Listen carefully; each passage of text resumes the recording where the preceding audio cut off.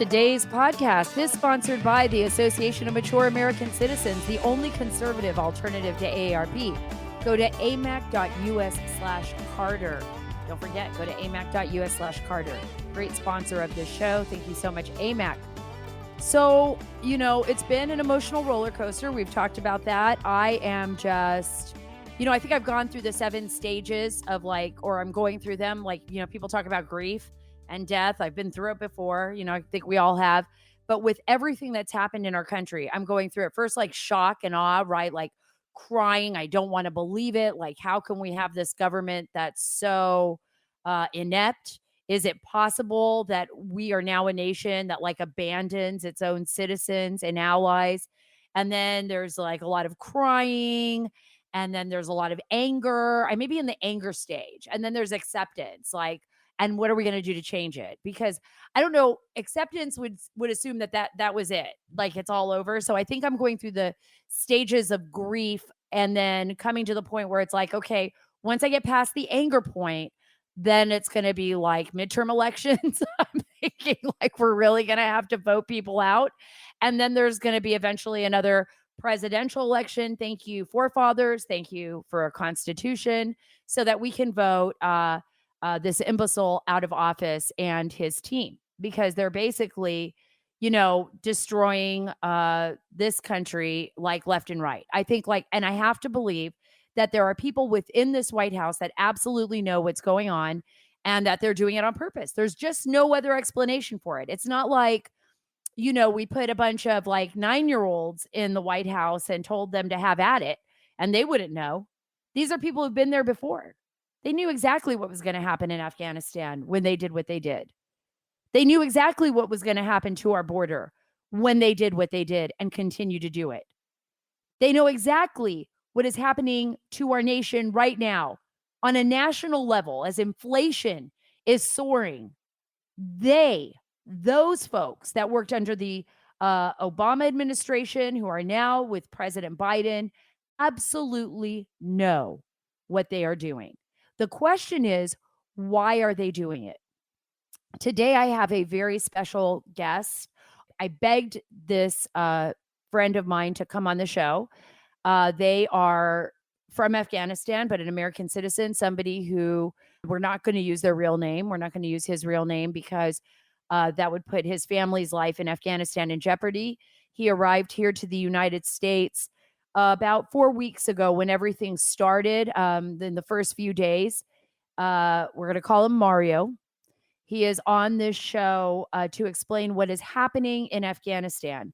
Now, just for a little bit of background here, and I'll go into it more during the monologue, this person is a true ally of the United States of America. There are many things that this person has been involved in as an ally of our country that I would assume and presume would be considered highly classified. They will not talk about that, but they will talk about what is happening now on the ground, the dangers we now face as Americans because of this decision, this debacle, this embarrassment, this painful foreign policy that basically handed a nation to a terrorist organization, and by the way, not only handed Afghanistan to terrorists, to the Taliban, which is a terrorist organization now, but left them with billions of dollars in our military equipment, as well as we've seen now a rise in Al-Qaeda and ISIS in the region, which I've said over and over again on the show was happening anyways. I really look forward to you hearing from Mario. Remember, a lot of the stories and everything that we talk about here at the Sara Carter Show is also available to you at saracarter.com. That is the website. Please go there, subscribe, get all the links to our social media at saracarter.com. And while you're there, sign up for our email list. This is fantastic. It's growing and growing and growing. Thank you so much for all of you who've already signed up. But we are able to get to you directly. We're able to send those stories to you without any fear of being shadow banned. And that's the last thing that you want, is to be shadow banned. So go to saracarter.com, where you will not be shadow banned, and sign up for our email link. I guarantee you won't regret it. Folks, there is nothing better than slipping into bed with soft, comfortable sheets at the end of a long day. Trust me, I know.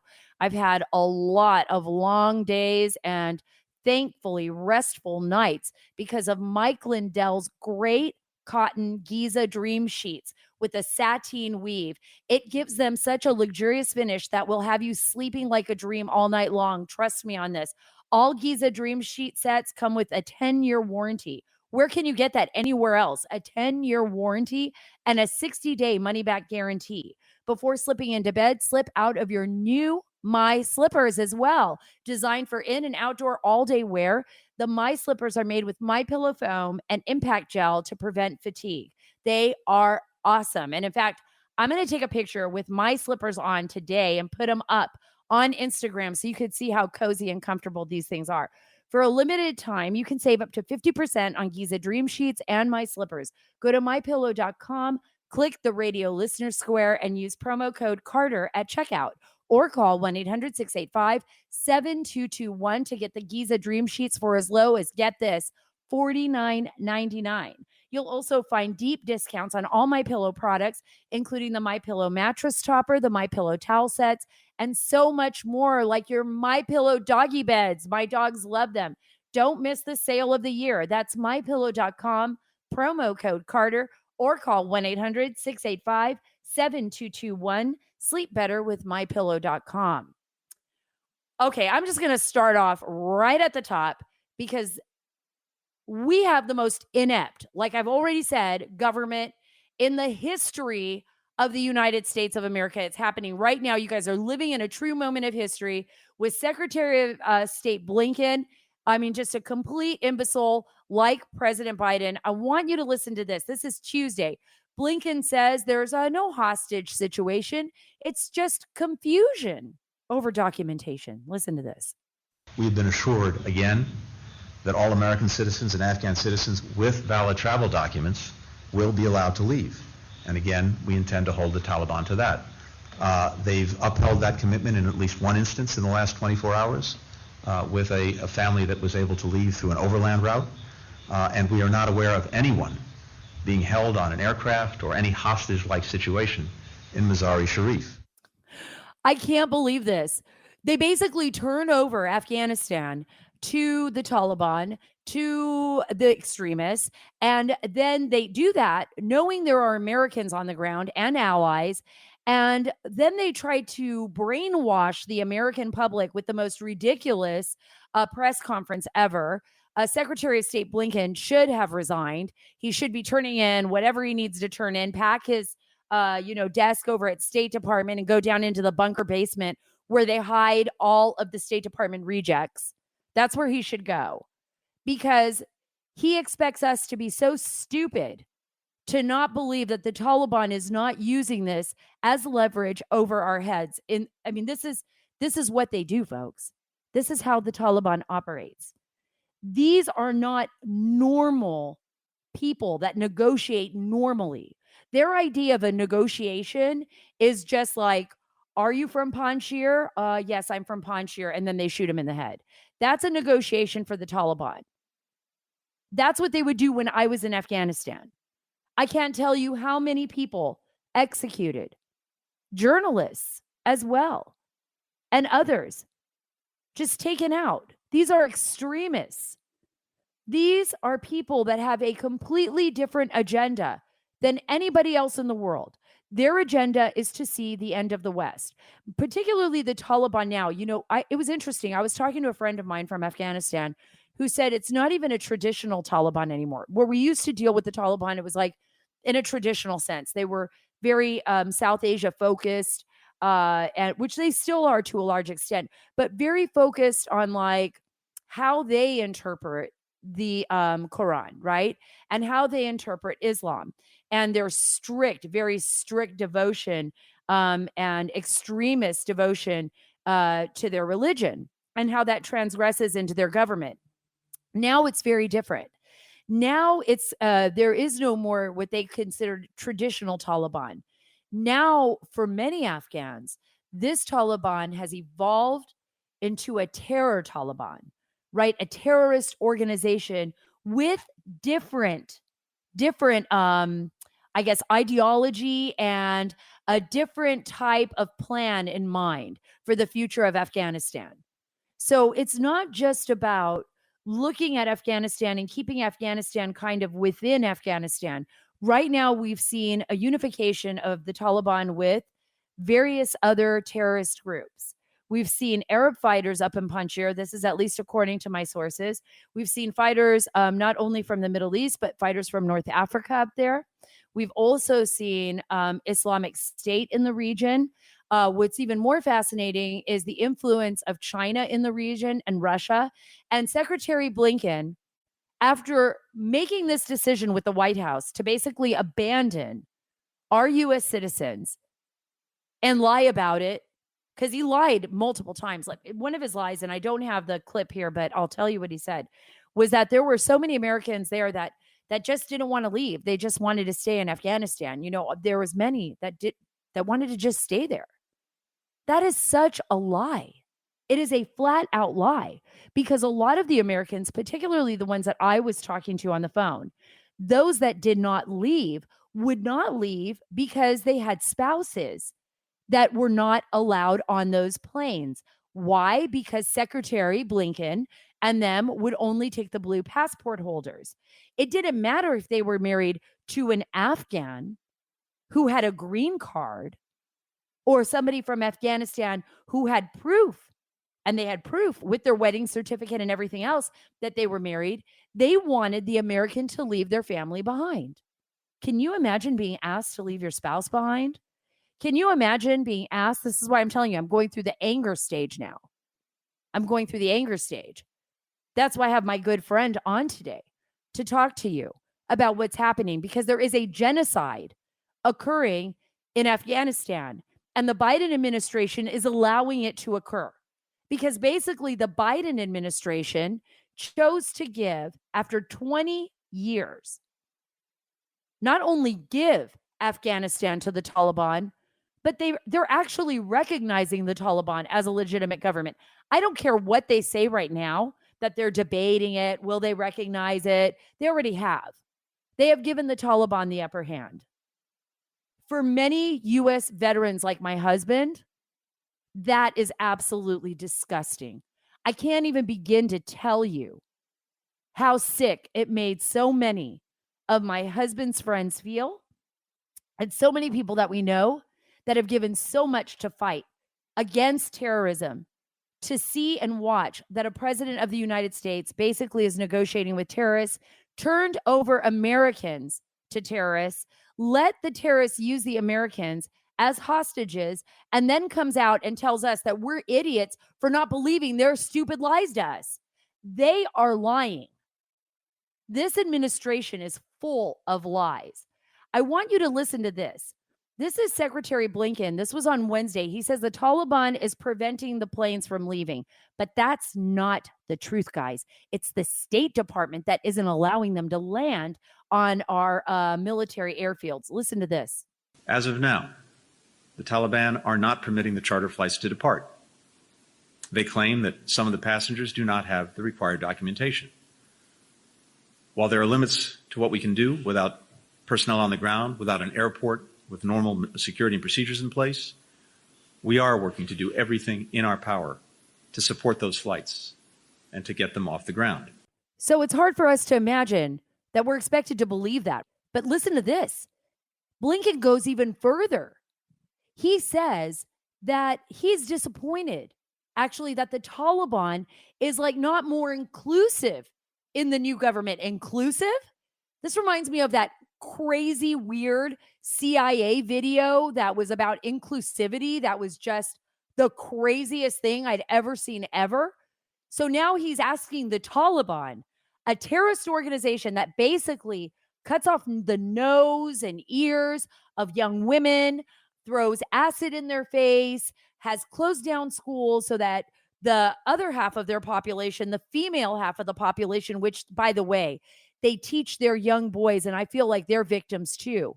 They teach their young boys, the Taliban, to literally despise women. So I'm being very honest with you. They will sell their daughters for less than they will their fighting dogs. And you could talk to any Afghan about that, about how the Taliban deals with this. But that's the truth. So here we are listening to Blinken say that he's disappointed that the Taliban is not more inclusive in the new government. And he calls on these terrorists, right? And to challenge their track record. Listen here. With regard to the composition of this government or interim government, I noted the fact that it certainly does not meet the test of inclusivity, and it includes people who have very challenging track records. Challenging track records? Hi, yeah, I'm a bomb maker. That really is a challenging track record. Hi, yeah, I only beheaded 10 people over the last 10 years. That is probably a little bit more than a challenging track record. What the heck is going on here? Are you not listening to this? Are you listening to what our administration, the United States government, is doing? They are kowtowing to the Taliban. They are bending over backwards for whatever reason.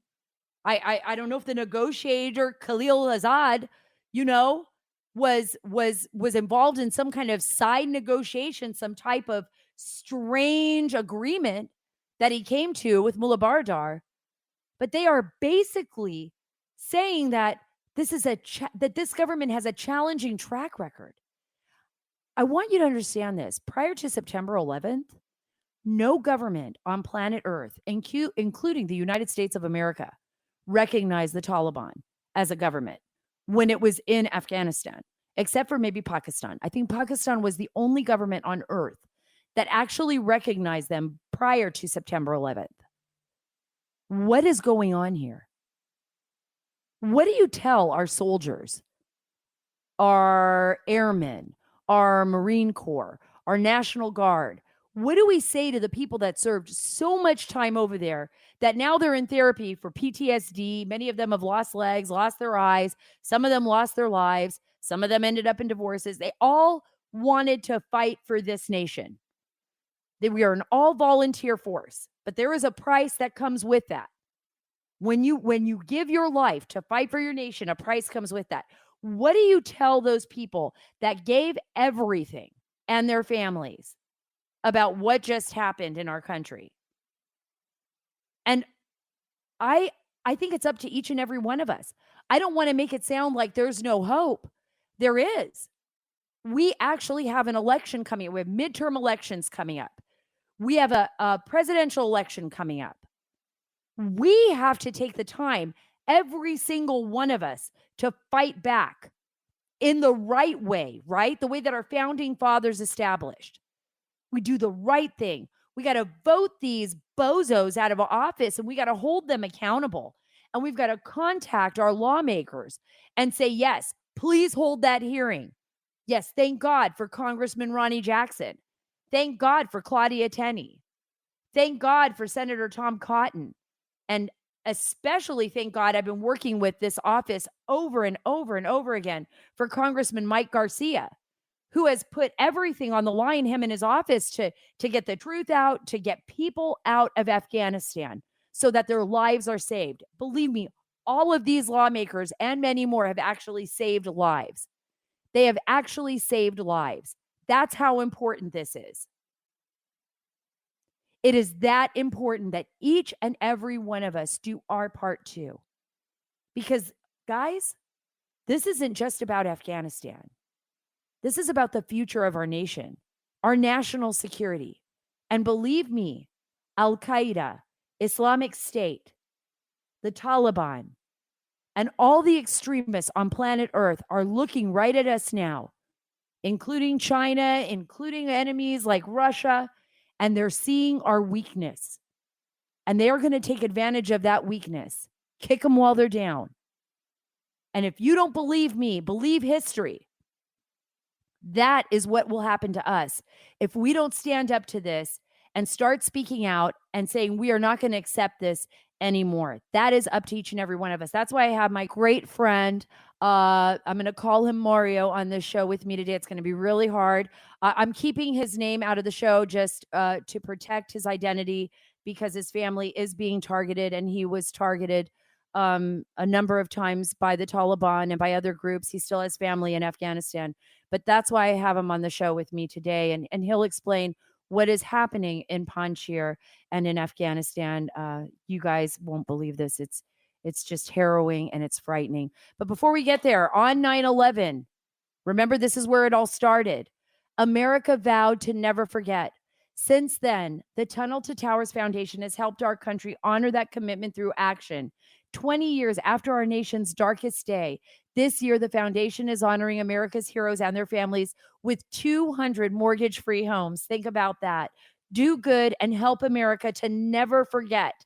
Do good and honor America's heroes. Donate $11 a month to Tunnel to Towers at t2t.org.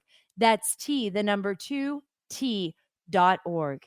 Without any further delay, I'd like to bring on a very good friend of mine who I've known since early 2008.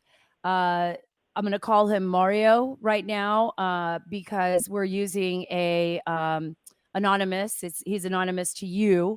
You'll hear him, but I for the reasons of security, I do not want your name out there. So Mario, thank you so much for being a part of this show. I got to tell you, from the moment I met you, I knew we would be lifelong friends. It has been a tragedy, I think, because for so many Americans, Mario, people don't understand. They don't understand the relationship between the Afghan people and our American military and our U.S. intelligence service over all these years since September 11th, and even prior to September 11th, in protecting our nation. I mean, these relationships have literally saved lives. I consider you, my brother. I consider your family, the people in your family, my sisters. Explain a little bit about that relationship and the sacrifices made by the Afghan people as well to assist the United States against terrorism. They help them to identify the bad guys. They help them to translate. They help them to with the culture. Anything we have in Afghanistan, we were open arms sharing with these American troops and civilian inside Afghanistan. You and I have been on the phone for weeks now. We were also obviously on the phone when you were still in Afghanistan and trying to get out of Kabul during what is probably one of the worst foreign policy blunders in American history. I think this is going to come back to haunt us. But over the last few weeks, you have really seen what has happened to your hometown, your area, your people in Panjshir. I mean, the utter destruction and annihilation the Taliban has just swept through the Panjshir region. Can you give me updates on what you're hearing from people on the ground and what's happening there? Yes, Panjshir is different situation with the rest of Afghanistan, with the Taliban. The Taliban was destroyed from Panjshir in 1996 to 2001. Right. The Panjshir was the only district that time was standing against Taliban and killing a lot of Taliban. After 2001, the Taliban collapsed and now they are back on power. They have that anger from that time toward the Panjshiri and Panjshir people. So what you're telling me is the roads surrounding the villages have been taken by the Taliban, but I've also heard Al-Qaeda and ISIS fighters are in the region as well. Everybody's there. Al-Qaeda is there, ISIS is there. Everybody's fighting there. When the Taliban went there, the Panjshiri fought for 10 days. The Taliban took the provincial capital. All the Panjshiris went to the mountains. The people who lived in the valley, the Taliban is start killing people. They're killing, what I heard, they're killing by hundreds in every single villages. My village where I grew up when I was born there, like 32 people I know of, they killed. The worst part is there, the Taliban is not allowing anybody to bury the bodies. So it's a punishment of the revenge of the past right now is going on. So they're killing everybody. They're killing and they are burning the houses and they cut off, anything you have, they take it from you, basically. They're taking people's houses. They're taking my house, which I built at Panjshir. Right now, the Taliban took it. They broke all the locks and they broke all the windows. Now they're taking it. So killing people is, from my village, again, 32 people they killed. None of them was fighting. 82 people was killed in one point, a little bit north of my village, because they were fighting. They were out of the Taliban's calling people, if you give up your weapon, we won't kill you. We forgave you. They did that, but they kill all of them. Do you call this a genocide? It is genocide. Yes, it is genocide. They're trying to wipe out the Panjshiris because they are scared if they leave any Panjshiri alive in Panjshir, they will fight back against them in 100 years from now if they are alive. They are trying to wipe out 100% from from Panjshir and from Afghanistan. This was a tragedy. This is the reason why. I want for all of you out there, when you hear Mario talk, when you listen to him talk about what is happening in Afghanistan, this is a fight we are all in against terrorism. You have to be stunned. You have to be stunned, Mario, at what is happening and heartbroken. I know you are. Did you ever think that a U.S. administration would ever do this? You almost lost your life. Your children almost lost their lives. Can you talk a little bit about that? Yeah. Until we got on the phone, I couldn't believe how close to death you probably were. Yeah, so the first time we went to the Kabul airport with my 4 children, my wife, and my nephew to get out of that. We got the email to come to that gate, the north gate. We went to there. Was 1,000 people was there. They were pushing each other to get to that gate. But I have a small kid. One of my older kids, twice he stopped breathing. I have to lift him to get some oxygen to drop him off. Then the end, I make the decision and said, "It's not worth it. Let's die in Afghanistan, not go back to U.S." Well, I saw people was dying there, and I saw there was a few kids passed out. I don't know, they die or survive, and 2 older women and a few other people. I saw that 2 hours I was there, so it was a bad situation. What can you say to American people? Maybe this is you're an American, but to people who've never been to Afghanistan, who people don't understand Afghanistan, why they should care about this. Like my worst fear, and maybe it's not yours, but mine is, without a safe Afghanistan, with an Afghanistan in the hands of the Taliban, I'm certain that Al-Qaeda and ISIS and something far worse than we saw before 9/11 will happen. What is your worst fear? Is it that, or is it, of course, the genocide of the Panjshiri people, but what is your worst fear, and why should Americans care? Because if the Taliban is taking 100% control of Afghanistan and there's no fighting, nothing is going to bad to them, they will create a safe haven for anybody who fight against non-Muslim people around the world. Thank you so much for your service to not only to Afghanistan, but for your service for your great nation, the United States of America. I know how much you've given, and I appreciate everything you've done. Thank you, Sarah. That was a really incredible interview with Mario. I hope and I will bring him back again. I also hope to bring some of the commanders that are leading the fight in Panjshir onto the show to explain to you what is going on there and what is really happening on the ground, not the hashtag fake news that you are getting from the White House. You guys, the Federal Reserve admits inflation is increasing. So how do you protect your investments? Gold. With so many companies, how do you know who to trust? Or that you're getting authentic rare coins and precious metals? That's easy. Universal Coin and Bullion. Universal Coin and Bullion is dedicated to providing clients with outstanding collecting and investment strategies for the rare coin and precious metal market.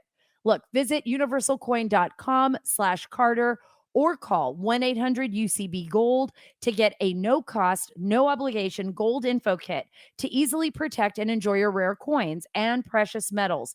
Tell them Sarah Carter sent you. That's universalcoin.com/Carter or call 1-800-UCB-GOLD. I don't know if you've all been watching what's happening in the streets of Afghanistan. I'm going back to that really quick because what we are seeing is what it would be like to basically live like a handmaiden's tale, right? Remember, it's so funny when they came out with that show, The Handmaiden's Tale. I sometimes watch it on Hulu, but here and there. And it's just, I think they were trying to put this story together and make it kind of look like what America would look like if conservatives took over. Completely not the case. It's actually a reflection of themselves, of the left. And this strange belief that somehow by extending an olive branch to terrorists, like they're going to turn out to be really nice, right?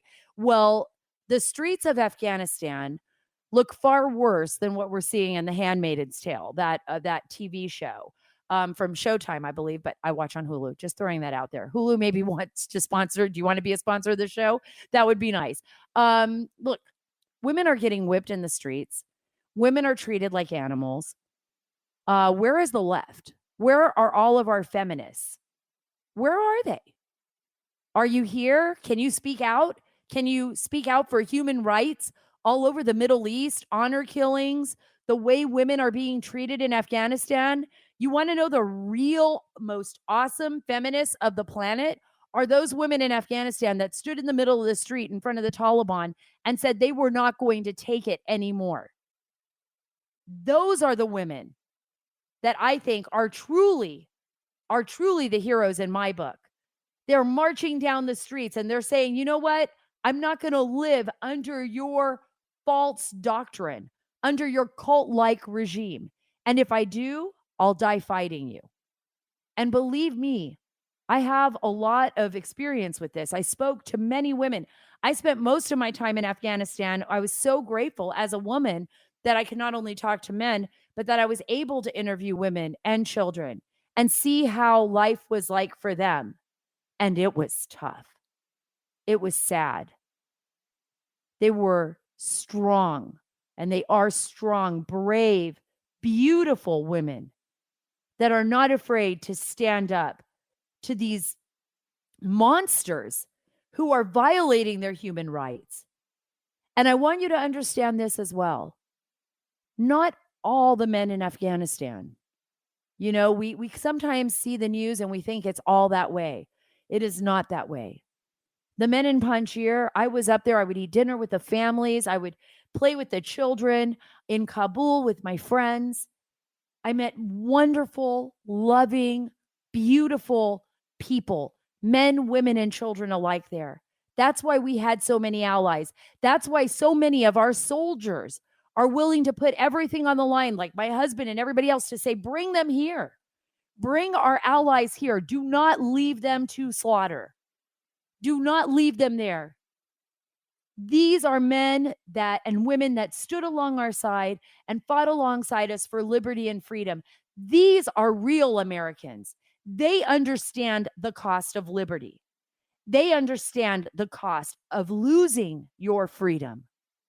They truly understand it. It's not just an illusion.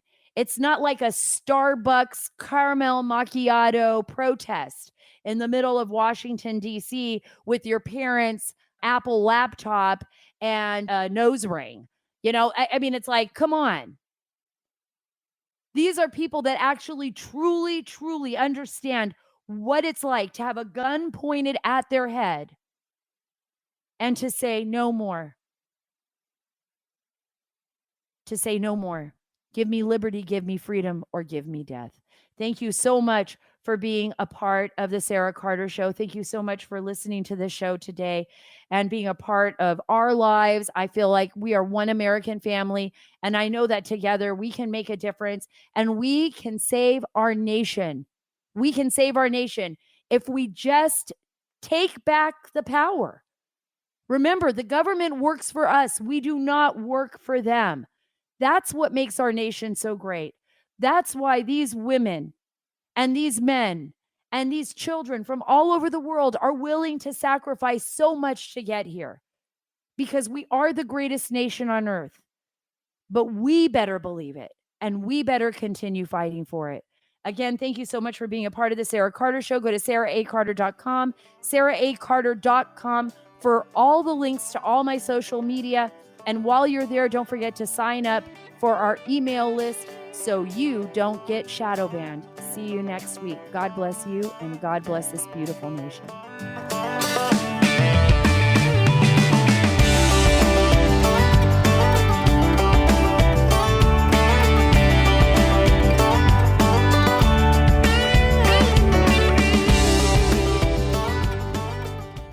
Today, I'm joined by Rebecca Weber, the CEO of the Association for Mature American Citizens. It's also known as AMAC. The most important question, I think, for so many people out there is, how much does AMAC membership cost? What does it cost the regular consumer? Yeah, so for $16 a year, okay, or less, you can join at a 1, 3, or 5-year membership. You get a couple of things. You get the benefits. You get a great subscription to a magazine. So for $16, you're going to receive a bi-monthly magazine. But your voice is now going to be heard in Washington. We take our marching orders from you. If you stand for faith, family, freedom, if you believe in the Constitution, if you believe in the greatness of America, if you believe in individual freedoms and everything you just said, Sarah, $16 is not a lot of money to join the 2.3 million members that are really fighting hard to ensure that America remains the best country in the world. Rebecca, thanks so much for being with me today. I'm honored to have you and AMAC as a sponsor for the Sarah Carter Show. You know, for more information, folks, visit amac.us/Carter.